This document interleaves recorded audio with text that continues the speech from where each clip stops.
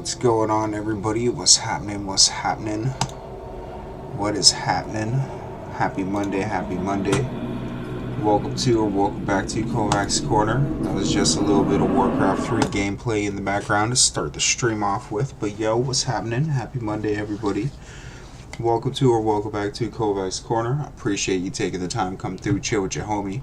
We are going to take another look at Grubby Talks, because he ended up doing he ended up ranking all the humans, so we might as well check it out. We see in his undead tier, so now it's time to see his human tiers.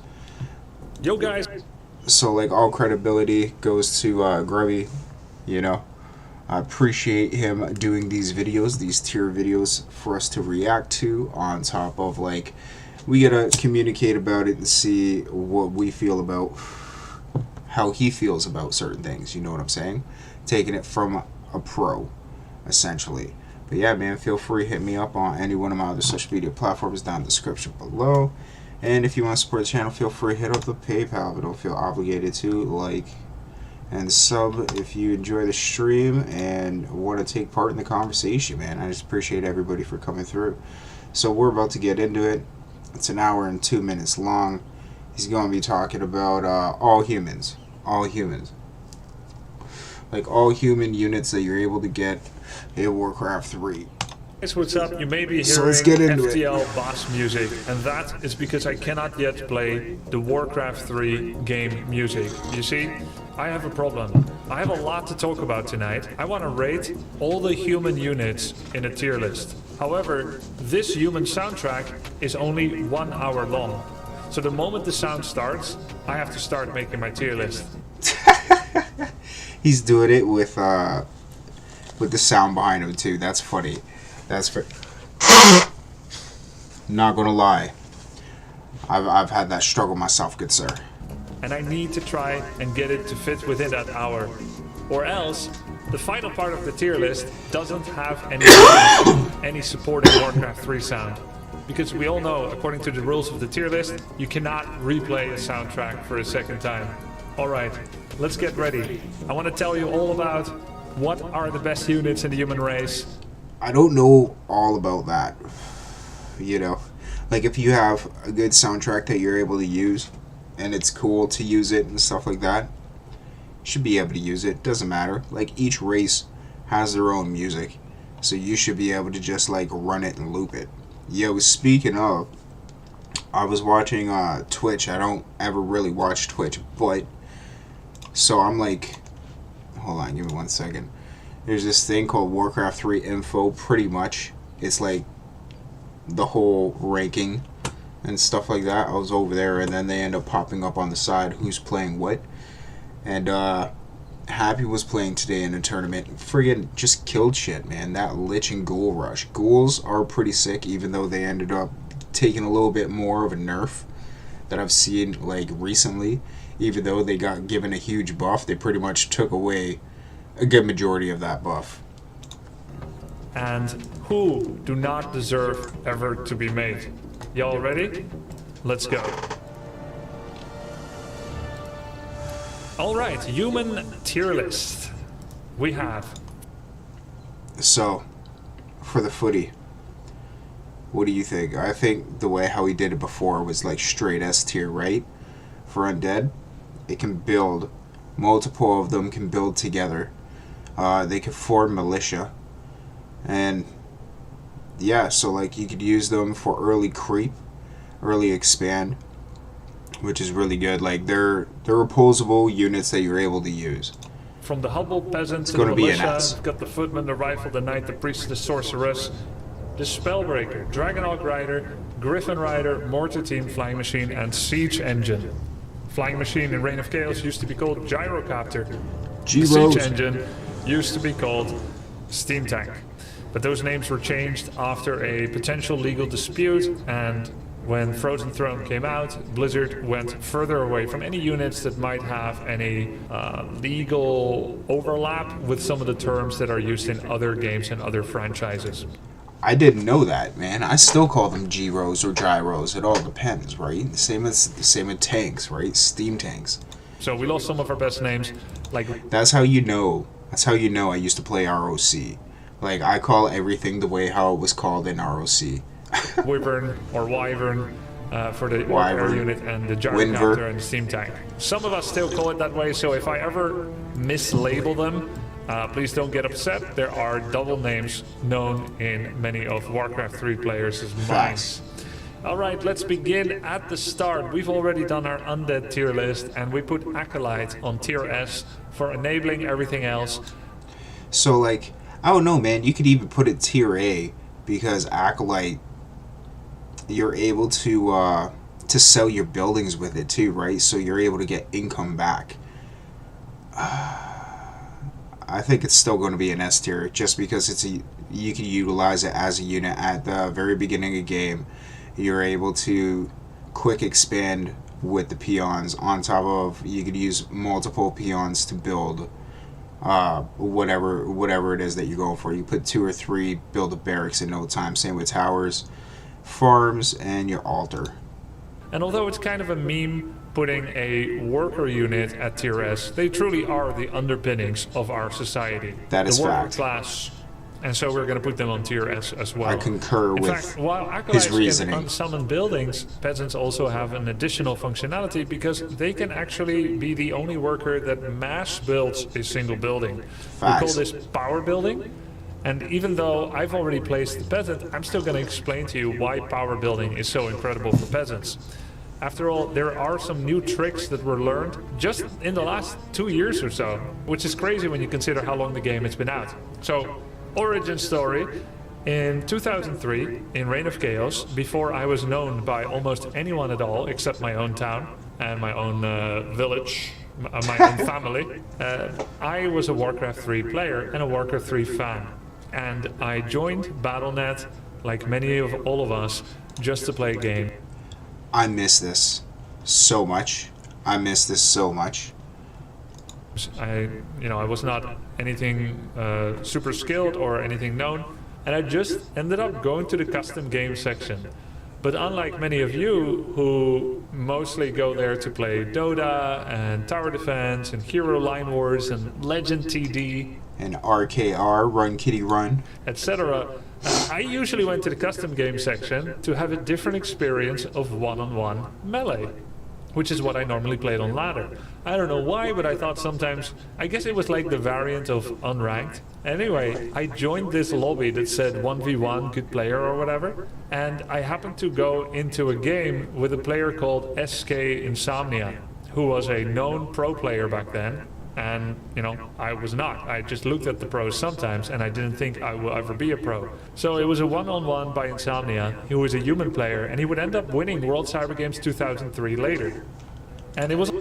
World Cyber Games was the pinnacle. I wanted to be part of that so bad when I was younger. I used to play Warcraft 3 ROC. Ridiculous.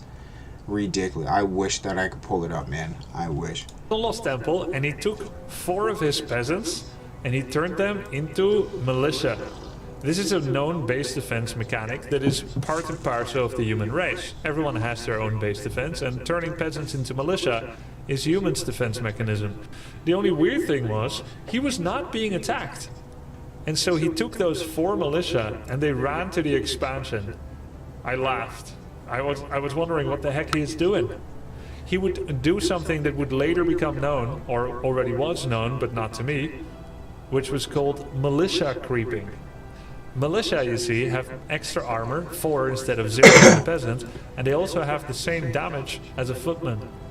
So it's essentially, as long as they don't get hit, or they don't get hit much, you have the power of 4 extra footmen really early to do some creeping and get your expansion cleared more quickly. I had never seen militia creeping before, and my initial reaction was skepticism, and I thought that he was just taking the mickey.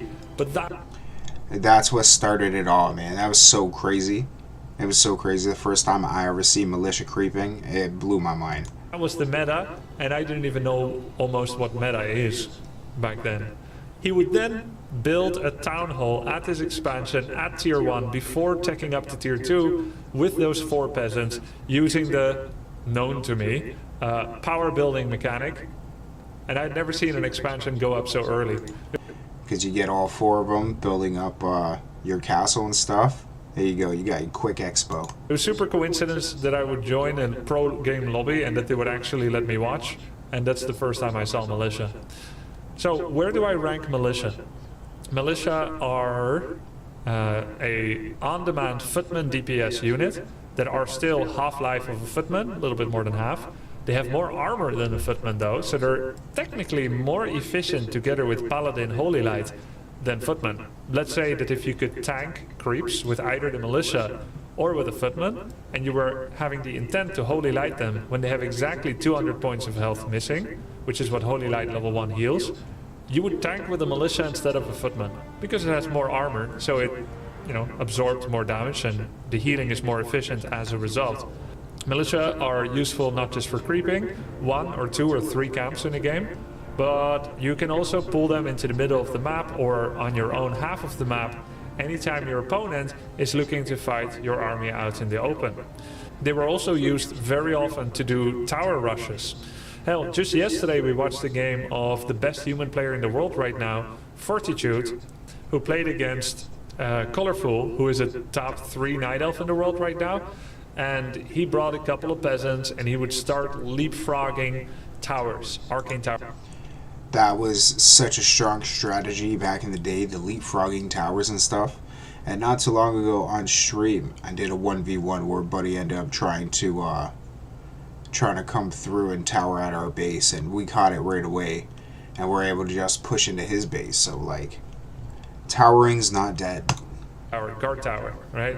And cannon tower even, and he would slowly start leapfrogging towards the Night Elf expansion, setting up a base. Militia can travel faster than peasants, so that helps to get across the map earlier to stage such kind of offensives more quickly and more surprisingly. So I'm gonna go ahead and put militia in tier A. The way that I see tiers is that tier S is something that is completely unmissable and also best in slot. Tier D may almost never want to use, is practically useless, does have some niche uses, maybe not entirely useless, but almost always disappoints. D for disappoint. C is for counter. They're counter units, they are not ubiquitously usable, they're not so versatile to always fit into any army composition, but you'll have them as a counter unit. Relatively niche, C for niche. I think B should be like balanced. Let's see what he says. And then B is just sturdy, right? Sturdy, yeah, like balanced. Average, a good unit, is not overpowered or anything. Most people won't complain that they are overpowered, but they just have their place, they're good, they're relatively mixable into many different situations and matchups. So, that's the peasant and the militia. Let's move on for next. B for balanced. Yeah, B for balanced. There you go. Yeah, okay. Sick. Footmen. Footmen is a very interesting unit. There are few units that are tier 1 that start to feel obsolete so quickly as Footmen sometimes. You see, Footmen are especially specialized in one particular way, by design. They have a defend upgrade that makes them move extremely slowly at about 30-40% movement speed, but they also take only 30% damage from ranged piercing attacks, and that is pretty powerful. So let's take a look at the defend upgrade. Defend piercing damage reduced by 55%, movement speed reduced by 30%, 30% chance of reflection to hit back onto, right? Defender reduces 65% of piercing damage. Defend only reduces piercing damage, and thus it won't have any effect against any other style of attack. Shields can be raised and lowered as desired by the player. Never walk around the map with their shields raised, make them especially slow. Setting ducks for other units only defend with, yeah, fact. By 65%. There's also a chance to reflect piercing attacks, in which case they take no damage at all, and they have 30% movement speed. So they become very slow, but they are very good against untargeted, random attack fire from things like archers, headhunters. And it's also famously possible for a Footman to defeat a Wind Rider. The Orcish Wind Rider is low health and high piercing damage, so if it hovers over a peasant line with the intent to slowly whittle down peasants, and you put a Footman there, the Footman actually has a higher targeting priority. So unless the orc painstakingly every single second clicks one of the peasants, it will automatically default its attack aggro to a Footman. So if a Footman with defense stands there, the Footman will win, because the amount of targeted return fires will actually kill the Windrider itself by its own damage. So that is a very nicely designed unit, in my opinion. Talk about a mirror it is so good against piercing, but it does nothing against magic damage. A Footman defense does nothing against Sorceress magic damage or Griffin magic damage, siege damage from the Mortar team, siege damage from the flying machine, normal attack damage from the knight. It really just counters Riflemen and Dragonhawk Rider, and it cannot even attack Dragonhawk Rider. So when it comes to human mirror, Footman really only has purpose against Riflemen and Water Elemental. So a very narrow design range. The Footman nonetheless remains a quintessential unit because he is a gold-only investment of 135 gold to population. It produces fast, and it just adds extra units and damage. I think that they used to be like 125 gold back in the day. I could be wrong. Maybe make a game strategy where you only rely on militia creeping early. Yeah, you do like 3 militia, get 2 of these mamma jammas into rifles for like a quick creep route as you do a quick expansion into a tier 2. But the main issue here is that you can only make 1 peasant at a time every 15 seconds. And so no matter how many peasants you try to make, you need a set amount for gold and you need a set amount for lumber in order to go to tier 2. And like you need 5 for gold and 7 for lumber. You could break lumber down to 5. You could even bring it down to 4 with the full wood upgrade at tier 3. And by that time you should have one of those harvesting machines, in my opinion. Footmen are a nice throwaway unit. There's 2 ways to use them. Either you make between 3 to 6. It actually matters a lot if you make 3 or 4 or 5 or 6.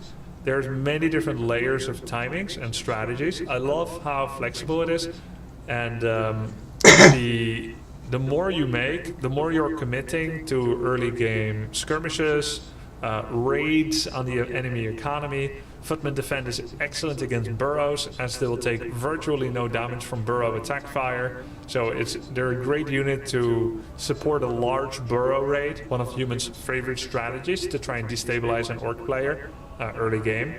So the more Footmen you see, the more aggressive the human is generally looking to play.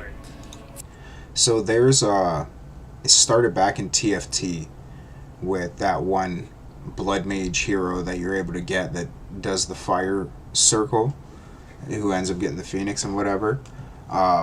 There's a rush with militia and footies that you're supposed to do, and the only reason why you're using militia is by the time you get there you're setting up some towers ready to go as you're pushing the base, and you're literally attacking their barracks off rip. If they don't have a barracks, you're going to attack their altar. If not, you're going to attack their line, which is like their gold and whatever, and try to like do as much damage as you possibly can to the castle or whatever their base is, right? Whatever classification of race that they're running with. Footmen is fun sometimes for a are seen little as bit. a throwaway unit. You'll throw away Footmen because you want to replace them with higher value units, but always to achieve something. Either to buy time to get the towers up at your expansion as a human player, or to kill burrows, or to trade 5 Footmen away to kill a single crit fiend, and you're okay with that because you have an expansion. So yeah, they're often thrown away. But sometimes you will see mid to late game Footmen that are still alive because the opponent is running a lot of piercing damage. Take a Night Elf player that goes 3 archers into 2 dryads into 4 bears. They have 4 or 5 ranged units with piercing that, should they randomly auto attack something in front of them, if that's a Footman, that just does nothing at all. The dryads are slowing themselves, the Footmen aren't taking a lot of damage, they're getting healed by priest. So Footmen do have a kind of mid-game purpose in a number of army compositions. Even though bears may be hitting the footies, those are really cheap units that stand in front and can help shield more vulnerable units such as Mortar Team, Sorceress, Priest, and Breakers, and Rifles. So I think the Footman is an excellent unit. It's very well designed, fun to use. I would say they're just tier B. They're usually not OP because they die quite easily to unit. And I agree with that. It's like a straight up balance unit. B for balance. Straight balance unit. For rifles I feel is going to be A. In my opinion. But they're a true staple. A true middle tier unit. And that is my love letter to Footmen. Alright, move on to the next unit. Riflemen. Yeah, happy Riflemen Monday, everybody. Most comparable Hopefully everyone's having a to fantastic all the other ranged evening. units at tier 1 from the other races. Compare the Rifleman to an Archer and a Headhunter and a Crypt Fiend. And what do you find? You find something that is about the most average you can possibly have, right? They haven't got web like Fiends. They haven't got the raw damage output of a Berserker from Orc after turning on Berserker upgrade. They haven't got Troll Headhunter's regeneration rate that rapidly regenerates them in and out of combat. And they haven't got the extreme range of an Archer. And I don't... So, like, I didn't know all that. I didn't know all that about the Rifleman. It kind of seems like he kind of sucks now. He's a good range unit at the very beginning. I'm not gonna lie. You can mass these mamma jammas and kill it, but you gotta go priests a good majority of the time. I don't know what the damage per population is, but I think archers are higher than riflemen. So they do not excel in any direction. Their base range is 400, Go on, give and him a it B. goes up to 600 with an upgrade. So, like, I would still put rifles in an A tier. And, like, on my list, it would be an A tier. Because the sooner that you get them, it pretty much, like, justifies how long the match is going to go. If you're able to pump them out quick enough, you could, like, just run over your opponent quick time. Archer's base range is 500 and goes up to 700 with an upgrade, if I'm not mistaken. Maybe Yeah, it's it from does. 600 to 700. Yeah. Either way, they get outranged, they get outwebbed, out-regenerated, and out-DPS'd by all the other units. And yet, they're not the worst in any category either. Headhunters have the fewest health points. No, sorry, let me rephrase that.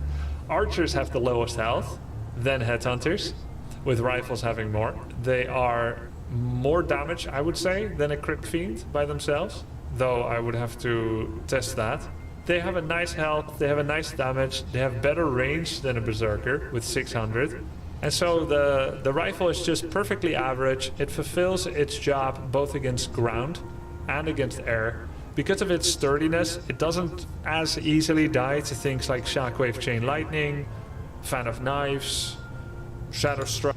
So the reason why I'm giving it the A tier is because it has the capability of attacking air as well, right? It can attack ground units at range, and it could also attack air units. I don't know. If you pair it up with a priest, it's pretty good. Strike, or even some bears hitting them, or some archers. They can survive a number of things. At 3 population per unit, a bit of tankiness would be expected. I think they fill that gap pretty well. Their attack lands very quickly because they're shooting a gun, not shooting a bow. Lands a little more quickly than the other ranged units, with the spear, the little spider cluster that fiends throw, and the archer bow. So just a good all-around unit. Rifles can counter various air. They would do good against wind riders. Yeah, they do really They good against get Wimbers. countered only by high-level heroes, not low-level heroes, in terms of splash damage and direct damage. And they can even work against ground, which technically rifles should not work against tier 3 heavy melee. You don't think of abominations, knights, and torrents, and then say, I'm gonna make riflemen against them. But it has always worked anyway. Rifles have always been used against all the tier 3 heavy melee anyway, because range is pretty good in Warcraft 3. I would hesitate to put them higher, but I don't think rifles are the epitome of the human peak performance, and this is not what human peak performance looks like. It's just good guys. Now they're not humans, of course, they're dwarves, but they're part of the human alliance. So he was like even on the line about throwing it into an A. So it'd be like a top of B, bottom of A class for Grubby, in Grubby's opinion, depending on how he wanted to play humans, right? I agree with that. I'd still put it in an A tier. Okay, next. Knights. So, like, heavy melee damage, right? They're fast. They're bulky. They can, like, take hits. I think that they take up, what, 4 population? They kind of remind me of raiders, because once you upgrade them, all you need is 4. Pretty much 4 to 5, and you could take out a whole town with them, essentially. Like, they could crush buildings. Where does the knight go? With 5 baseline armor. So, like, it also depends, too, because it's like a niche. If you're able to go knights, you would go knights, but a good majority of people end up going air, right? So, I don't know. I'd throw it in a B. And a very high movement speed of 350, which is the same as a good raider. Defense. It's a Knights fast defense unit tanky that could, like, fast muck tier 3 towns. melee unit. Tankier in terms of armor than every other tier 3 melee unit, except maybe Mountain Giant. High armor does not mean tanky, not without health. Tankiness Facts. and high effective health is a combination of armor and health together. What high armor means, for the most part, besides the eventual effective health that they achieve, is healing efficiency. So knights perform well with Staff of Sanctuary, priests, Inner Fire, and also Holy Light and Heal Scrolls. So they do really well with all of those. They're a great tank, they're fast, that means that they can occasionally harass worker lines and come back and run away to lift the tail. They have pretty good damage. They have an upgrade that is Sundering Blades that is automatically researched in one patch, and in another patch that's coming out soon might need to be researched again at a small cost. But Sundering Blades further increases their bonus damage against medium armor, which is something that knights already have. Just like anyone with a normal attack damage, including Footmen and Spellbreakers, See, look, they're just they do taking bonus it out. damage to things like All those knights, that whole line of knights was taking this out. Because he pulled the G Rose back. Riflemen, and with the speed that they have, they're actually good at connecting with those units. Even Crypt Fiends that may get armor from the Lich Frost armor, even though knights get slowed from that, their high movement speed still allows them to close the gap a lot better than otherwise. Are knights going to beat out equal population and investment of torrents? No. No. Will they do that against bears? Sadly, no as well. Bear Roar and Rejuvenate puts them over knights in a direct confrontation. Will knights beat abominations? Well, it's not a fight I often see, knights versus A-bombs, but I'd say knights probably win. They're less affected due to their high health pool and their population density by disease cloud than many other units, and I think their armor and damage value for what you're getting is better as well. Further combine it with Devotion Aura and Holy Light, and I think knights are going to be doing pretty well against abominations. But overall, they're not the best tier 3 melee unit. Nah, I'd give him a B tier. I'd give him a B tier straight up. The only reason why you're going to go knights is if you need... It's almost like the reason why I go with bombs, right? The extra little bit of defense. The only thing is they're like faster than a bombs, let's be for real. Get their damage up. I mean, their defense up, as Grubby was saying.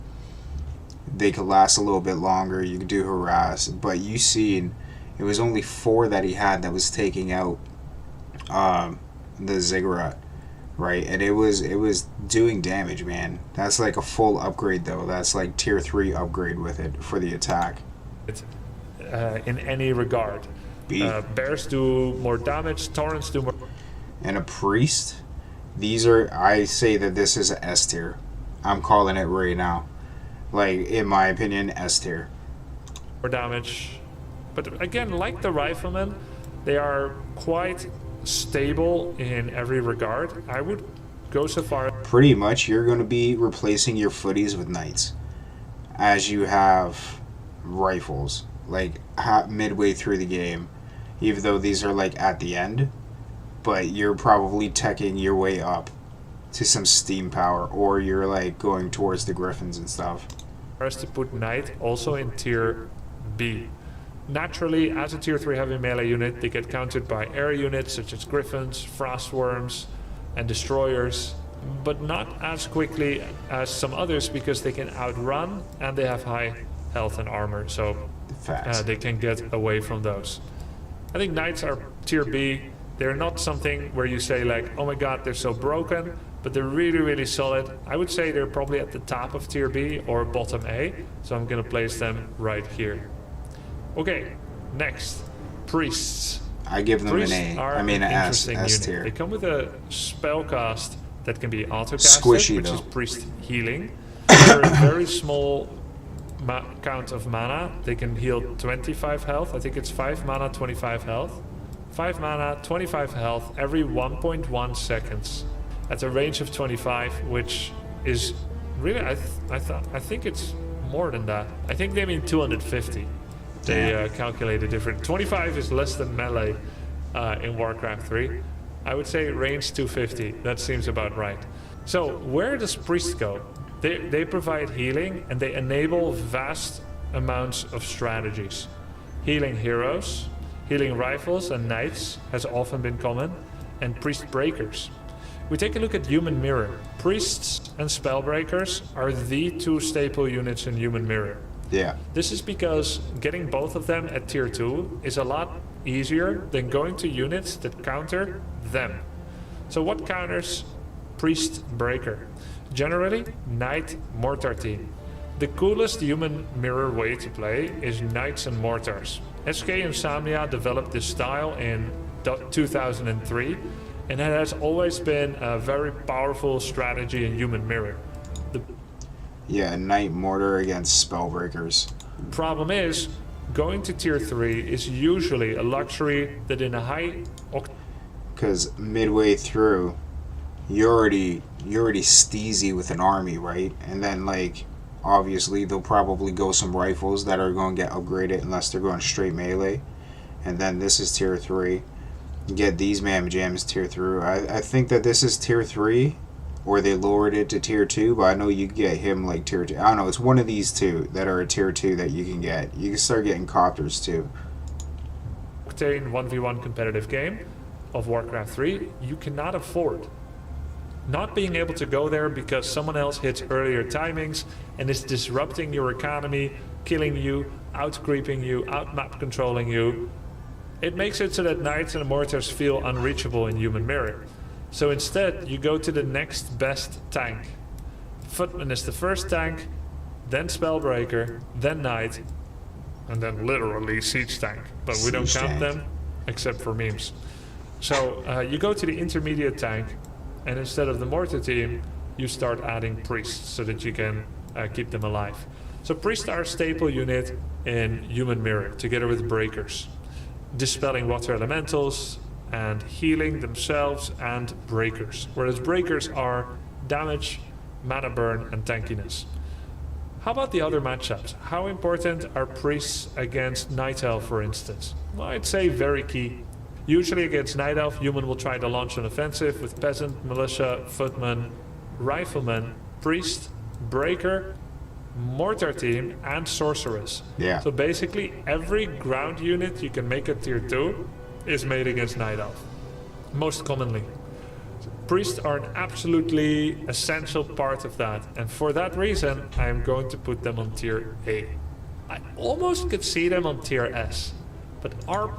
So close, man. I call it an S. He's saying an A, he could almost see it on an S. I could see it as an S. Every game, in every matchup, you're gonna get priests. Priests broken. They're relatively vulnerable and they can be taken down by a number of spells. They are vulnerable in their low health class. They are unarmored. They take bonus damage from piercing as a result. They do nothing against air in terms of damage. They cannot fend off or defeat anyone. They have a very small amount of damage, which makes their attack voice line so funny. By the holy light, burn! They're not burning anyone. But yeah, I think that's going to be a tier A unit most likely. So, next up, Sorceress. So Sorceress, I'm gonna say is about like a B or an A, because you don't see them all the time, but they have their placement right. Like they're a good unit overall. Interesting. Where does Sorceress go? Sorceress has an incredibly powerful debuff. That's a Also on fact. autocast, a very cheap spell that slows enemy movement speed and attack speed, and lasts a good while as well. 50 mana, 700 range, 55% move speed reduction and 25% attack rate. Sounds about right. Lasts for a minute on units. I thought it was 45 seconds. It's a whole minute that it lasts on a unit now. Holy 60-second cooldown. Not for her, but like for that unit. Jesus. Which, it's just insane. When you think of like MOBAs and how long debuffs on enemies last, 60 seconds for Yeah, a it's slow? nuts. What were they thinking? You know, until recently, which is the last 6 years, until recently, Fairy Fire from Druids of the Talon lasted 2 minutes on units. 2 minutes. And if you think that's crazy, in Brood War, Parasite Vision from Queen lasts forever, right? Doesn't it That's a last fact, forever? yeah. I think so. You just have to kill the unit, right? In Brood War. But anyway, this is about Warcraft 3. And Not StarCraft. 2 minutes is pretty long. But anyway, 1 minute slow is pretty crazy. Where does Sorceress go? Besides slow, she has decent damage, a little bit more than the Priest. And then she also has invisibility, which can be counteracted with detection like Dust of Appearance, Sentry Ward, Scout Owl. So there's a number of ways to see detection, but as we know, oftentimes people do not know that Invis is going to be used until the first time it's used. Then they'll try to prepare for it. So the first time you do try to use invisibility, it's most likely going to save every unit that you have mana to cast Invis for. And that is when it's used as a save in combat. There are other creative applications of invisibility. You can invis a Footman and You see that? That's pretty cool, man. A straight wall in between the two. They can't see it because they're all invis. I wonder if the invis actually works during the daytime too. I doubt it. But that's pretty cool. Oh, no.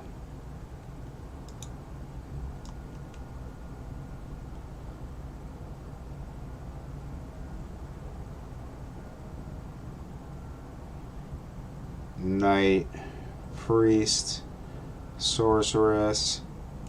I think we're like about here. accidentally blocks them and they feel that there is an enemy. You can invis a... There you go. There are other creative applications My of bad. invisibility. You can invis a Footman and send it to track an enemy all around the map so that you can see And then, every yeah, time, just everywhere crush where it they off. are creeping. And unless your Footman accidentally blocks them and they feel that there is a aberration in the matrix and they feel they just passed around something invisible and they do a sixth sense, I see invisible people, and they do a sixth sense dust of appearance and they find the footy, then you're gonna see everything about where they are. I have sometimes noticed one of my items go missing when I'm creeping, and I would instantly hit dust as a result, and a Footman with backpack was running away with an item in his grubby little hands, only for me to stop him and say, not so fast, get over here, and snare and take him down and reclaim the item. There's lots of cool applications of invisibility. You can also send in 6 Mortar teams together with an Archmage and TP and to blow up someone's main base before they react. There's a lot of cool things you can do with them. And then you've got Polymorph, the master training upgrade that unlocks at tier 3, that turns a unit into a hapless critter. And in the new patch will even work on heroes for a few seconds if they keep that change. But as of yet it doesn't, and this tier list isn't about the new patch. And as of right now, Polymorph... I forgot that they have polymorph. You do that to a whole army. Turn them into little sheep, man. Straight up sheep.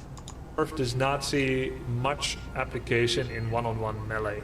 It is an expensive spell that can be dispelled, and usually you don't have that many sorceresses in a standard one-on-one game of Warcraft 3. So where do I rate this unit? She is a staple addition against Night Elf to slow down Demon Hunter and Bears. She's a staple addition in many games against Orc. If she could slow down Demon Hunter and Bears, I would give her an A tier.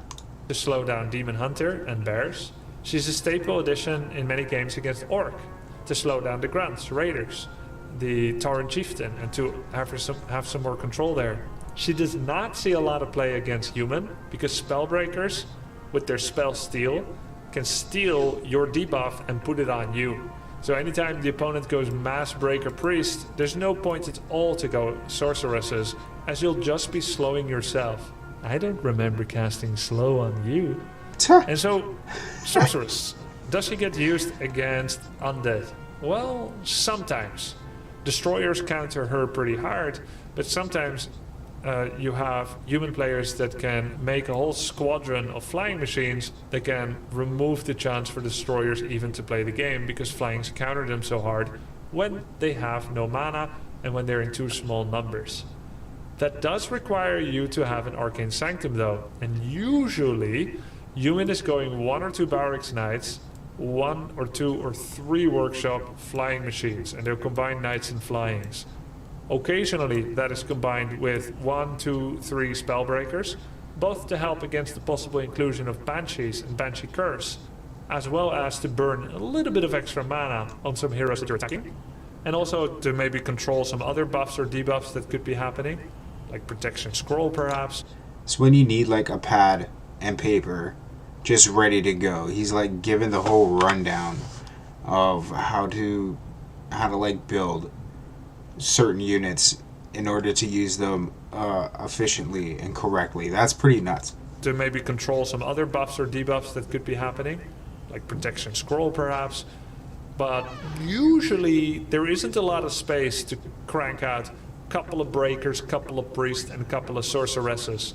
And if you were to choose between any of those in a standard game of the current meta of Human against Undead, I would say Sorcerers are not the first inclusion when you're considering Arcane Sanctum units against Undead.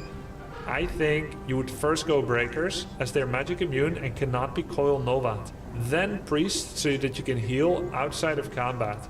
Then Sorceresses, so you can slow inside of combat.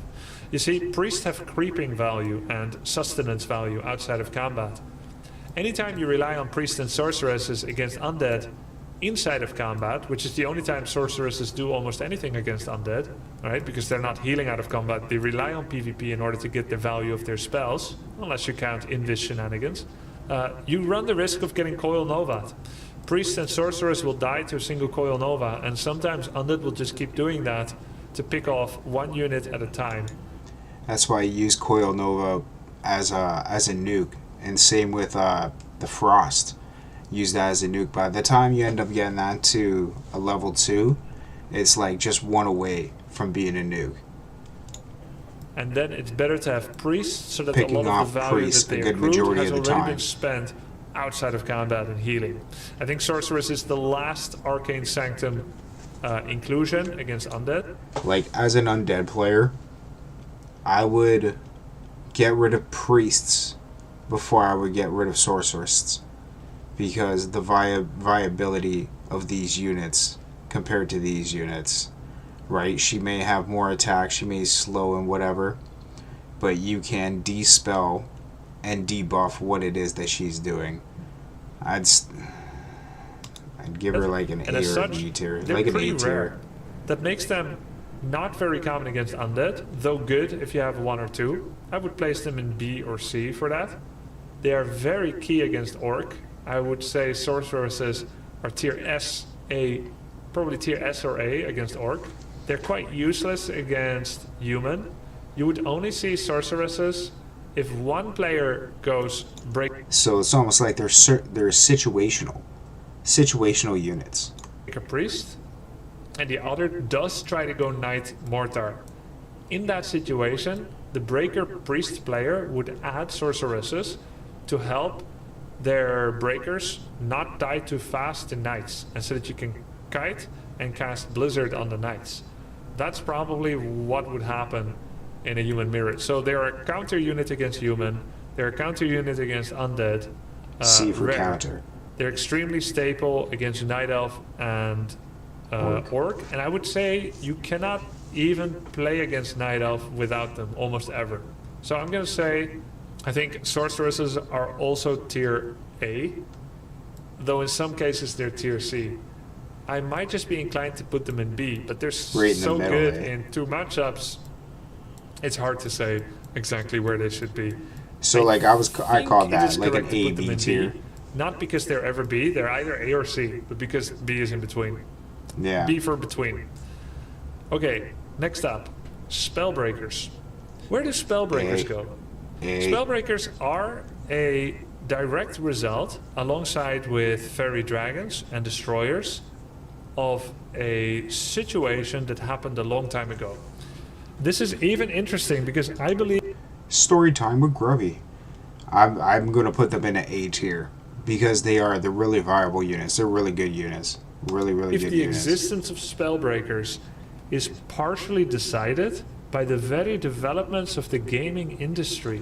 Now, I know that's a little deep, but bear with me. In the past, expansions got planned, produced, announced, and made, and released after a game achieved great success. It would then be the next thing you do, and you would start planning an expansion after your game succeeded, because the people want more. Nowadays, games come out by Paradox Interactive, or Blizzard, or some company. They're already thinking we're going to release 17 DLC or 3 DLC before the first game even comes out. Like so here's ahead. the 9 base units, and with the expansion will be 4 new races and 2 new units per race, and then there's another expansion and it brings another 4. So like that's what it was like when TFT dropped from well, like if you even go back further to Warcraft 2, it was like humans and orcs. And then you get into Warcraft 3, and then it's undead night owls, humans, orcs. And then like Nagas got introduced. Races, a couple other races got introduced. So why as am well. I saying all this? All the different in heroes. Warcraft 3 Reign of Chaos, initially in the early part of Warcraft 3 Reign of Chaos, spellcaster units were insanely strong. Yeah, they were. Sorceresses and priests had piercing damage, not magic damage. And piercing damage related to armor classes differently than it does now. Back in the Essentially, day. piercing damage shredded everything so hard, everything that mattered so hard in Reign of Chaos, that all you had to do every game was make just priests and sorcs. Yeah. Not only did they have all the buffs that they still have now, but instead of what they have now, 7 to 8 magic damage. Priest, Source, and Archmage, and then I would usually go Mountain King. Or 8 to 9 magic damage, or 10 to 11 magic damage. They had like Pally 15 was big piercing too. damage. If you're going for heal. So there were so many nerfs to casters But you at the don't same really time need heal because that I all feel the like priests. some of these anti-caster units are a little overblown in their And that's before this Mamma Jamma even existed. value, because it was a knee-jerk response to the early dominant meta in Reign of Chaos. As such, this is why my wife says sometimes I beat around the bush and I need to get to the point about what I'm trying to say. That was a pretty long explanation for why I think breakers are OP.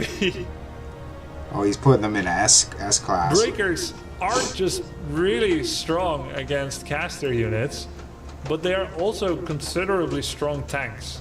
They do good damage. They burn your mana away. Give me 1 second here.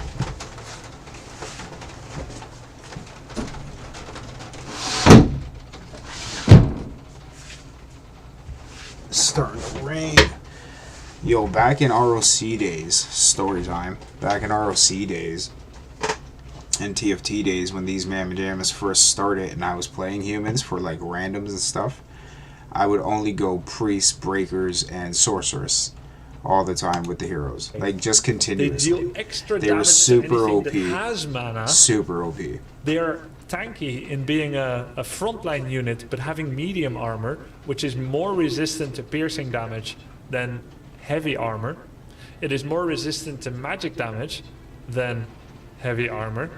In fact, magic cannot even attack spellbreakers. Shamans, walkers cannot attack spellbreakers. Sword, priest cannot attack spellbreakers, right? Stormbolt, coil nova. And then they have medium armor, so they don't even get kited and killed so easily by things like archers and berserkers, like a knight or a grunt might be. So they have so many things going for them, and they can steal your summons, give you your debuffs back, and also take your buffs. They shut down entire strategies and units just by existing. You cannot turn on Banshee Curse, Bloodlust. They will take your stasis wards, sentry wards, and heal wards with a flick of the wrist at 600 range. Alright? Fairy Fire cannot be used against them. I didn't know that. Now, they're just a really strong staple unit that sees play every time against Orc, sees play every time against Night Elf. It is 100% the main meta unit in Human Mirror. And against Undead, perhaps only, they see less play. But they are still the most popular Arcane Sanctum unit for human against undead. It kind of blows my mind that he still threw it in S.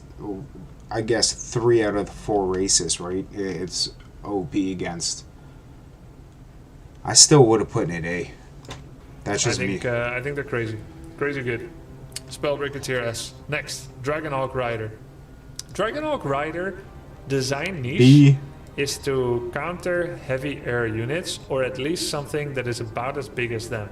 So how big are Dragonhawk Well, you might as well put it in Riders? C for counter, Well, right? They have about 700 health, they are 3 population, and that makes them medium big. They're slightly smaller than a Wind Rider, who is 4 population and costs more gold, but they're bigger than a Gargoyle, who's only 2 population.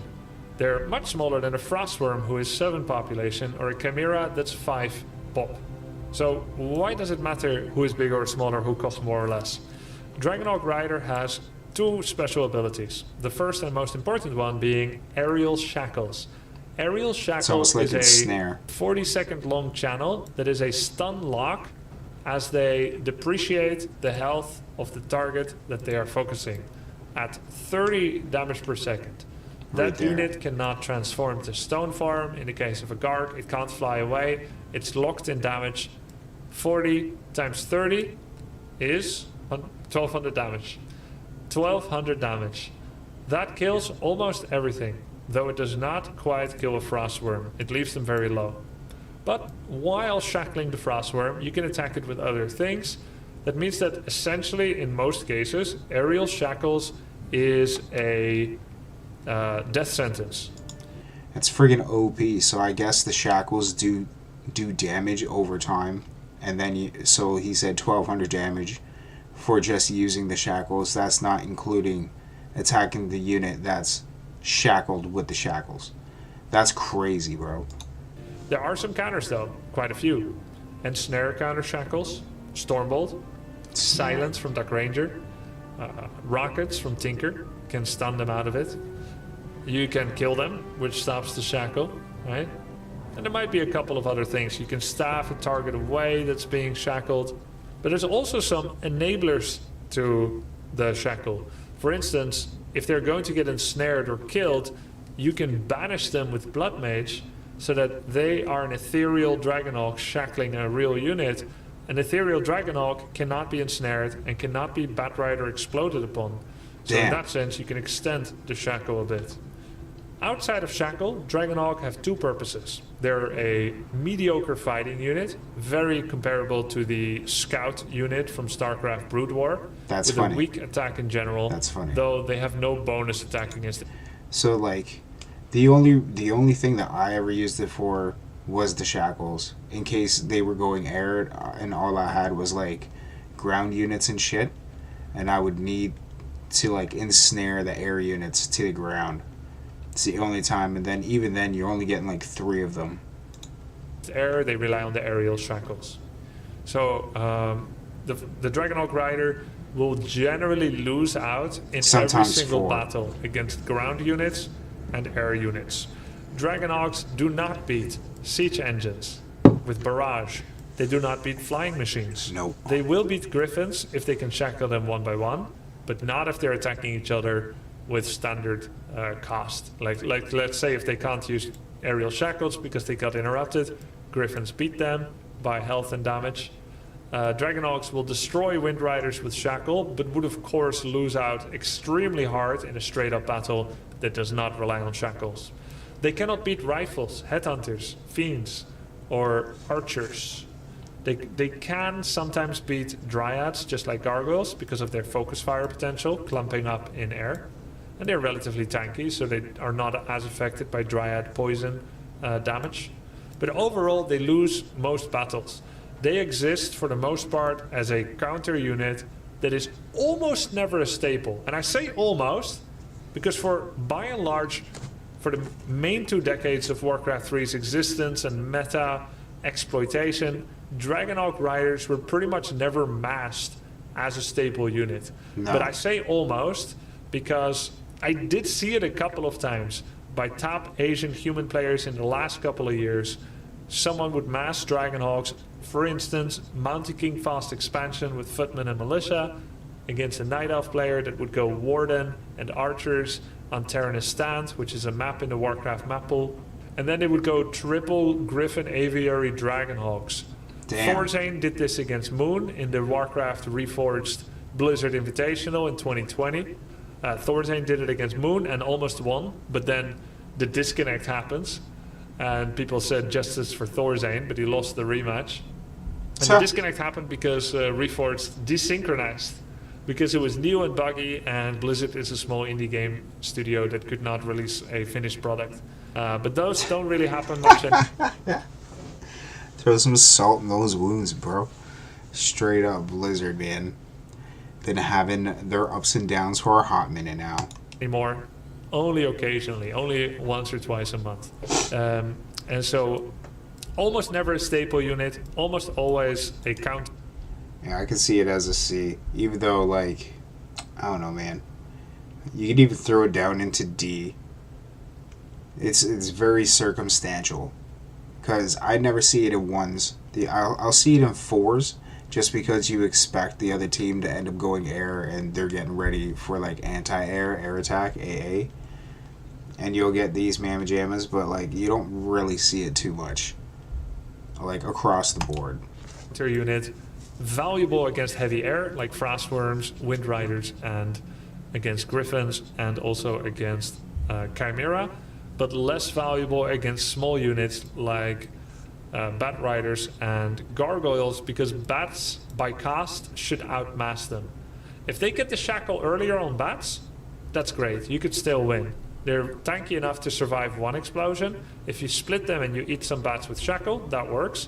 But in equal numbers, with Speed Scroll, Bats should win out against Dragonhawks. So I think they're a counter unit. They're useful. They should exist. I think they're correct where they exist as a counter unit, but not a staple. So tiers. I agree for it to be a counter unit because you're only countering air with it a good majority of the time. Well, the only times that you're actually getting it. Griffins. Also. Griffin, throw it in either a A or a B because it's used pretty frequently. I've seen it in 1s. People end up getting that in 1s. In between 1s, 2s, 3s, and 4s. Griffins are pretty stable. They got the hair. They do like a lot of damage. They're quick units. You got enough of them. They can do quite a bit of damage. You can take out a whole town pretty efficiently, and they're good at attacking units. I'd say like an A, or I'd give it like an A tier. Also from the Aviary, Griffin is a tier 3 heavy melee unit, and a tier 3 heavy magic unit. That I'd give it an A. Probably, I would say, is the most average solid air unit in the game. It does not have as much weaknesses as any other unit. Griffin is much tankier than a Wind Rider, about double the health, but the same population and almost the same cost. Griffin deals really good magic damage and will generally win out against Wind Riders just because they're so much tankier. Even though Wind Rider does piercing, which is a little more effective against light armor than magic, but they're just so tanky, right? They get an upgrade for health. I think it's like 1200 health or something like that. More spammable and massable than Frostworms. They have a Stormhammer splash upgrade that deals a little bit of splash against Right, the particular splash ground. damage. It cleaves behind the main target. It helps them to beat ground-based units quite a bit. I think it's helpful. And that seems to be more splash damage than worms generally achieve. They're more all-purpose than Dragonhawks, Bat Riders, Guards, Hippo Riders. I think they're the most solid, standard air unit. They do not exceptionally excel in any particular direction, but they really just deserve to be tier B because they are a unit that can be a staple unit. That you can just announce you're going, so to speak. You keep going it, then the enemy counters you, but you keep going for them anyway. I'll name some examples. That's a Griffins fact, though. get countered by same cast investment of flying machines. Hard. They attack How faster, can you still go Griffin way against faster flying? than flying machines. Technically, you shouldn't be able to, but Warcraft 3 is not just an RTS, it is also an RPG RTS. There are heroes. Any human player in Human Mirror that wants to go Griffins will be sure to anticipate, if they are of high level, that they could face flying machines. So what do? You open Archmage so you can reskill to Blizzard that can kill flying machines in large numbers. You also go second hero, Pandaren Brewmaster, which is the best hero in the game sometimes against small air units. He's available from the tavern, so anytime you are planning to go Griffins, you would go Archmage Panda. Griffins also get countered by enough numbers of Bat Riders, and yet you can still counter the counter by upgrading armor, getting Devotion armor, Devotion aura from the Paladin, getting some skill points in that third aura ability on the Paladin. You can get Protection Scroll, Staff of Sanctuary, Heal Scroll, and Inner Fire. use So priests. there's so many ways to counter their counter there. And really, in Orc, there is no true hard counter for Griffins. Small numbers of Griffins can be tackled with Raider and Snare, Kodo and Shaman, and Snare some, focus them down. But the moment that you get 6 to 8 Griffins, usually ground-based Orc armies can no longer contend with Griffins. And like I said, while Bat Riders in large enough numbers can counter them, Griffins can continually creep with their excellent anti-ground damage. So long as you're not directly fighting against each other, a Griffin and a Bat Rider army of equal investment. The only thing the Bat Rider player can do is fight the Griffins or kill buildings with liquid fire cheese. And so there's a lot more you can do with the Griffins before the final fight. So while Bats sometimes cost efficiently kill Griffins and sometimes they don't, Griffins are always useful and Bats just exist until a fight gives them purpose. Yeah, and bats are like straight counter units as well from the orcs. Straight counter for air. It's essentially all bats are, right? They're a throwaway unit. They're kamikaze units. So that's already 2 units, Flying Machine and Bat, that can be countered simply by just building Essentially. more Griffins. So they're very, very solid. I'm not going to put them on tier A because you definitely can't make them every game and be super happy about it. But a well-crafted Griffin strategy is solid. Approved. Next up. I still would have given them an A. They're like utilized more often than not, in my opinion. Like I usually end up seeing them unless it's a quick game, right? Next is the mortars. Mortars.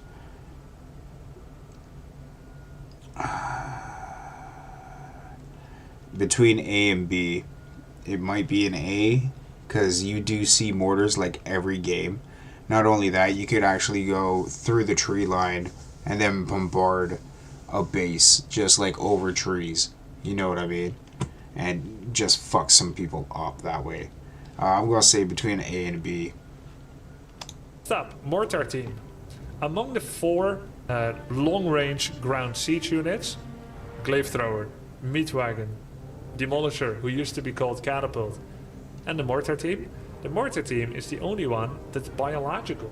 That means it can be healed by Priest, Regeneration Scroll.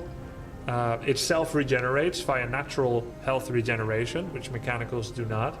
So they'll never cost money in that way to be needed to be repaired by Peasants.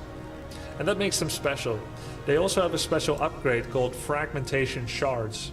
Mortars do siege damage, which means they do bonus damage on unarmored units. And splash damage. Crazy splash damage. Piercing damage as well, I'm pretty sure. Units such as priests and sorceresses. but the fragmentation shard gives them an extra special damage upgrade. They do damage in a larger area with bonus damage attributed towards both unarmored armor class and medium armor class. Nice. Normally siege damage does reduced damage to medium armor, but with fragmentation shard they get back some of that damage that they would otherwise lose. So that makes them not just good damage dealers against sorceresses and priests, but also against riflemen and spellbreakers, as well as peasants without militia upgrade. So they go from 2 unit counter in Human Mirror to 5 units. And of course the same thing works on headhunters and archers, talents and dryads. So they become much more useful. The amount of targets they can effectively kill just about doubles. Mortar teams can also be holy lighted, unlike mechanicals, so that's also useful. As such, Mortar is undoubtedly the best ground siege unit in the game. And that's a fact. That's a fact. That has range, not counting Raider, which we'll get to in the Orc tier list. That makes me feel like Mortar is tier A. However, I'd give him an A. Keep in mind where siege units normally are. Normally, these kind of siege units are tier D. Meatwagon, Demolisher, and Glaive Thrower are virtually unusable in any game. So we're not talking about an upgrade from average to extremely powerful. I gas these mortars up because they go from tier D to C or B. Can you make Mortar every game? I think you're always happy with Mortars against Night Elf. Almost always. They do bonus damage even on slowed bears that clump up. Even though it's not amplified damage, it's still a large amount of damage. Siege unit. It's a large amount of damage spread across the larger area, right? Because it spreads out. Units like the Mortar and the Catapult and the Glaive Thrower have a relatively high value of damage that is missable because they have a projectile that takes a long time to land. So against fast-moving unit like the Raider, Mortar generally has trouble hitting them. They also have min range. They cannot hit something directly next to them. So you wouldn't want to spam Mortars against bears. It wouldn't do anything. You wouldn't even kill a single one. But in a large, versatile army, with priest, sorceress, breaker, footman, peasant, militia buffering, you want to have 1 to 3 mortars behind there to damage bears and to take down dryads from really far. You see, dryads also die very well to rifles, but rifles cannot sidle up close enough to dryads to actually take them down, because that would put them in the firing range of druids of the claw, bears. And it's usually it'd be like mortar, rifle, priests is a whole thing in its own, right? Which is crazy. Then you could get breakers as well. Mortars do have a range advantage, so they can fire away from the backline and still kill dryads. That is very useful. So you'll definitely use mortars. And it's like, against I'd rather Night Elf, have 3 in the back line, in any 2 to 2 versus 3. 2 base game, you'll use mortars. If you're doing a 1 base rifle rush, perhaps not. Do you use mortars still a lot wanna go against 2. Orc? Not usually. Usually you'll spam Griffins or Breakers against Orc, with the 3rd unit maybe being Rifle, and very common inclusions being Sorc and Priest. We don't see as many Knights and Mortars against Orc. I'd say against Human Mirror, Mortar is tier C, because it's hard to get to them. Against Orc, very unusual. Against Night Elf, staple. And against Undead, almost useless as well. Yeah. So I think Mortar upgrades from tier D to C. Maybe low-level tier B, but I really don't think they're staple enough in every matchup So he's to gonna be give him a able to C. call them B, so I'm going to say tier C. I feel like they're pretty staple. I've seen them a good majority of the time. I understand what he's saying that, and plus he's the professional. I'm not a professional. I'm just some dude with an opinion. But I would put them in A. I'd put those in A tier. You could utilize the shit out of them so much. The mechanicals. And it looks like I didn't make it in time. The music ended. I will replay it. I will break my own rules. I took a solemn vow. So flying machine, where does it go? Flying Machine is a 1 population unit, It's a C. which only the Shade and the Peasant and the other workers. Well, like you could mass flying machines if you wanted to for cheap economy because they're affordable. You could get them like super fast, super quick. Upgrades don't cost too much overall. They could bomb towns. They're good against other air units. They're not the best against ground units. You have to upgrade them and stuff like that for the ground units. But even then, you know, you're focusing on other units to take care of your ground units.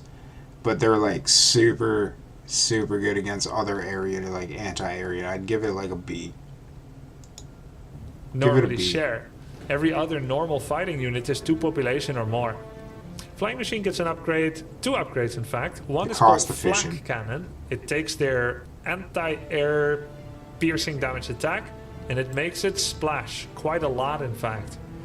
Because of this, Flying Machines beat every single air unit in the game except the squad of Bat Riders. They beat everyone in large enough numbers. If we were talking about 100 population of Flying Machine against 100 population of any other air that is not Bat Riders, Flying Machine Flying Machines would win. Yeah. And I would say that they super may fast even win attack against speed and bats, everything. as crazy as it seems, if you have ChatGPT Micro. Right? Because 1 flying and 1 bat is a good trade for human. But I digress. Generally, the more flyings you have, the more air units you're countering, the better they get. They should not be a counter to Frostworms or Griffins. When you think of their niche is supposedly attacking as many different targets as possible because of the splash of Flak Cannon. But they're just so efficient, they're so hard to take down all of them, that they tend to just win. Now, Flying Machines can lose to Gargoyles, because Gargoyles are also anti-air masters, and Hippogriffs, they can lose to Hippos because they're anti-air masters. But given enough numbers, like, yeah, 20 flyings may lose to 10 Gargs with certain hero buffs, but 100 flyings will beat 50 Gargs, for sure. Easy. It's just too much splash, everything dies. They're also the fastest air unit. Super fast air units. And he's like talking about after they've been fully upgraded too, right? After you get them fully upgraded. And some people end up forgetting about doing the upgrades as you're playing the game. As you're like building your units, you're getting your creeps on, you're starting to figure out your strategy, whether or not you've already come across your opponent, right? Sometimes you could forget to do upgrades. I know people, I've done it, a lot of people have done it. So they will be able to outkite and outshoot Makes or breaks everyone. tournaments sometimes. Very useful unit. They will counter, in particular, Hippogriff Riders, Wind Riders, Dragonhawks, Griffins. They will also, of course, counter Fairy Dragons, which are more of an anti-caster, not anti-air. They will counter Chimera, who cannot even attack air back. They should not, but do, counter Frostworms. And that's just their anti-air. Flying Machines can also get an upgrade, which is the bombs. When they get the bombs, they get a small siege damage, which is comparable to the Corruptor's anti-ground attack in StarCraft 2. When Flying Machines no longer have an aerial threat to cover, which is often, because Flying Machines always win the anti-air battle, including against destroyers. They're a very common unit, a staple unit against undead, in fact. Knight and Flying Machine is the staple strat right now against undead. When there's no more aerial threat, you can upgrade bombs and they can start doing ground damage. They will slowly kill priests with their siege damage attack, but they're nearly melee. It's like... For their bomb, I feel like they'd only use it for what he's using it for right now. It's just to take out towns and stuff, like destroy the whole encampment. 150, 200 range maybe, their bombs attack. So you've got many flyings congregating around a single spot. It is very reminiscent of how it looks like, how Yellow Jacket hornets or wasps swarm around a hive. That's how it looks like when flying machines attack a sorceress. That's a funny analogy. Yeah, they'll beat sorceresses, sure, but it still takes a while. And the more a unit moves, the more they try and catch up and fail to proc their attack. So they're really not a fighting unit against ground. They can, however, do a decent job at killing buildings. We've seen some flying machine massing strategies where you go 20, 30, 40, 50 flying machines and you start killing buildings. This is particularly useful against Night Elf players that go Warden but refuse to get a second hero, like Pandaren Brewmaster, which is what I did in a recent level 10 Warden game. If you want to see it, go to my Follow Grubby channel. Bing! Got the level 10 Warden game. Follow Grubby, guys. Follow Grubby. There should be a tradition in all of my tier lists that I mention a level 10 Warden game. And then Flying Machines would actually be a pretty good option, because Fan of Knives does not attack the Flying Machines. Only Fire Breath does. And Carrion Swarm, of course. And So only Fire Breath can attack them from the Panda, eh? That's crazy. That's crazy. Well, what about Dreadlord? I'm pretty sure Dreadlord's Swarm can hit them as well. and rockets, but not Fan of Knives. So Flyings can be your staple unit against Warden, as she cannot do much against it, and then they can just go kill the buildings. Where do Flyings go? They're one of the best counter units in the game. They cannot win games by themselves. No. I'm gonna say they are... Essentially, they should be in tier C, because they're a counter unit. But I feel like they're such a good counter unit. They do so well within the niche of what they do. I'm gonna place them in tier B. Said C or B. I cannot put them in C. And I could feel like I could see them sitting in B. I'd still put them in C though, because that's all they are, is a counter unit. say, well, sometimes they will do this niche thing. No, like they destroy in their category in what they do.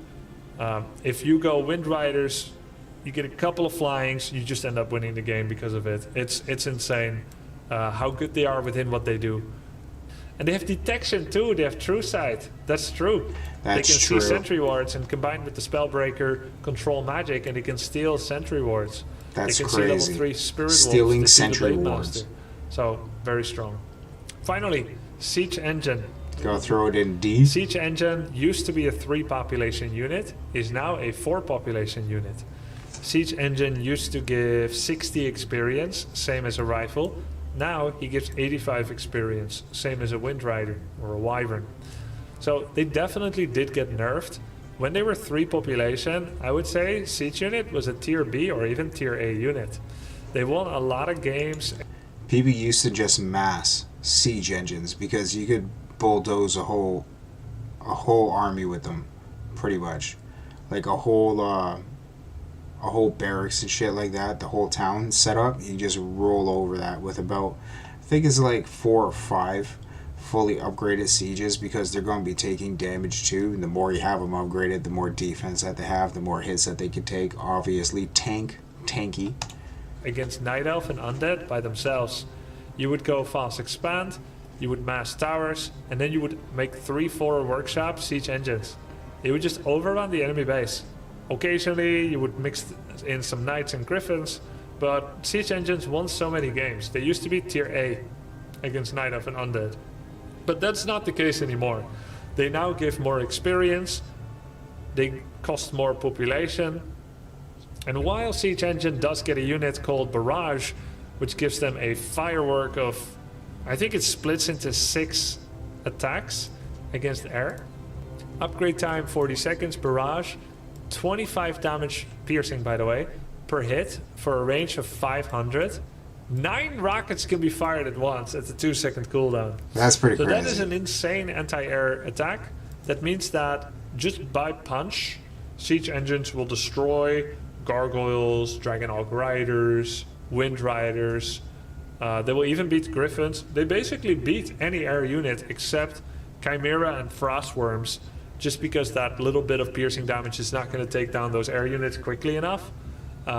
As that they will be taken down by those units. So Chimera Frostworms are safe. You can just completely ignore the siege engine actually with those units.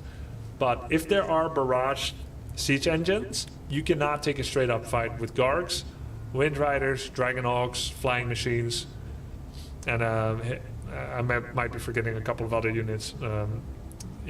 Hippogriff Riders, Destroyers. They will obviously defeat Destroyers, though any undead player that's worth their weight in salt is going to ignore the siege engines and focus on other things. Because at the end of the day, except for units that are 600 HP or less in the air, any 601 HP plus unit is just going to ignore them and kill everything else. So in that sense, even their anti-air attack, even though it's...